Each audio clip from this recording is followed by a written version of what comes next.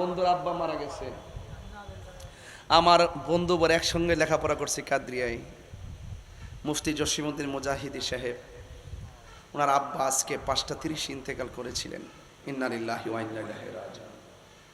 জানাজায় যাওয়ার ইচ্ছা পোষণ করছি, তবে আমার জন্য দোয়া করবেন যেন যেতে পারি।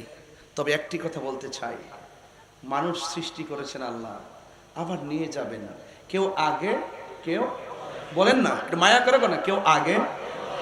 আচ্ছা বাবা, ওনার আব্বা আজকে চলে গেছে, দীর্ঘদিন হসপিটালে ছিল।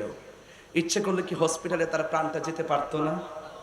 বন্ধুরা আজকে ফোন দিয়ে গেলাম, দোস্ত কোথায় ইন্তেকাল করেছেন? বলছে দোস্ত একদম সুন্দর করে আমাদের বাড়িতে ইন্তেকাল করেছেন। আমি বলছি যে উনি তো বাড়িটা সবচেয়ে বেশি পছন্দ করত, হয়তো আল্লাহ তাকে এই ঘরে নেওয়াটাই পছন্দ করেছেন। অনেক আবেদ মানুষ ছিল, অনেক আল্লাহওয়ালা ছিল। আল্লাহ যেন তার আব্বাকে জান্নাতুল ফিরদাউসের আলা মাকান দান করে।